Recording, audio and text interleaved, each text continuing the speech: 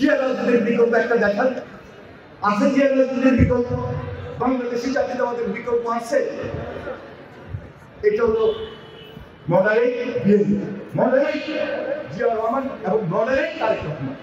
আজকে তারেক রহমান ওই 18 বছর জায়গায় তিনি এই বিএনপি এই দেশের পতাকা হাতে নিয়েছে। এই জন্য আমরা অপেক্ষা করছি কবে নাকি কবে জায়গা তারেক রহমান আসবে। তারেক রহমান সেদিন আসবে। একটা আইনগত কিছু জটিলতা আছে, এই দেশও আছে ওই দেশও আছে, মানুষ প্রত্যাশা করে।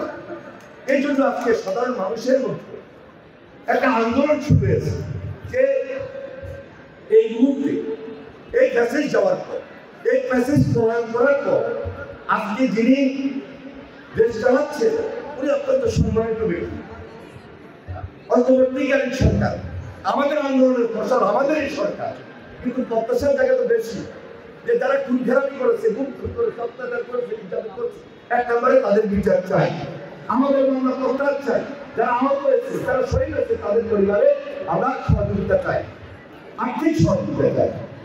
আর দেশে স্থিতিশীলতা, সেটা অর্থনৈতিক স্থিতিশীলতা বলেন, এই খেলাধুলার জন্য বলেন, পড়ালেখার জন্য বলেন, জেনারেশনের জন্য বলেন, যে জেনারেশনের জন্য বলেন, বয়স্কদের জন্য বলেন, সবার জন্য বলেন, বাংলাদেশে একটা স্বাভাবিক দরকার, সামাজিক একটা সুন্দর পরিবেশ দরকার, একটা অর্থনৈতিক শৃঙ্খলা দরকার।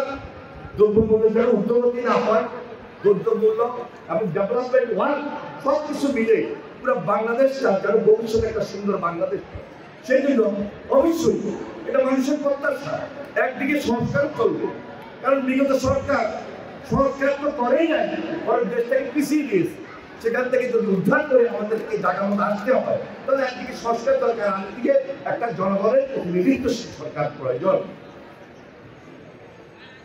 তারা বলেছেন বা বিএনপি বলছে আমরা একদিনের শাসন চাই না, আমরা এক ব্যক্তির শাসন চাই না, একজনই শাসন চাই না। এক ব্যক্তির শাসন, এক দলের শাসন, একদিনই শাসনের মধ্যে ফ্যাসিবাদ জন্ম, প্রতিনিধিবাদী শাসনের জন্ম আসে।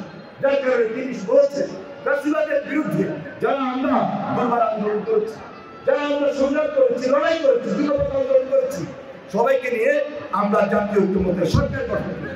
যার কারণে তিনি 31 দফা দিয়েছেন। 31 দফার মধ্যে খাওয়া বেরোতে হয়েছে, 31 দফার মধ্যে ছাত্রদের কথা আছে, শ্রমিকদের কথা আছে, কৃষকের কথা আছে, জুডিশিয়ারির কথা আছে, মিডিয়ার কথা আছে, পাওয়ার অফ ব্যালেন্সের কথা আছে, পদ্ধতির কথা করতে হবে না, সেই কথাটা পর্যন্ত বলা আছে। 70 অনুচ্ছেদে একজন পার্লামেন্ট মেম্বার সেখানে গিয়ে তার মতে প্রকাশ করতে পারবে, স্বাধীনতা রয়েছে, সেটা সরকার দিয়েছে। তাহলে আজকে বাংলাদেশে যদি দ্বিকক্ষ বিশিষ্ট পার্লামেন্ট, যে দ্বিকক্ষ বিশিষ্ট পার্লামেন্টে একদিকে খুব স্বাভাবিকভাবে 300 জন 400 জন যদি সেখানে নির্বাচিত হয়, আর 100 জন বা 105 জন 6 জন 10 জন যদি প্রপক্ষে থাকে, তাহলে নিষ্পক্ষ থেকে কোনো বিল যদি উপরে যায়, সেটা যদি উপরে পছন্দ না হয়, রিভিউ করার জন্য সেটা আবার নিচে পাঠিয়ে দিবে। এই যে আলোচনা, এই যে সমঝোতা, এই যে ভিত্তিতে একটা দেশ পরিচালনা,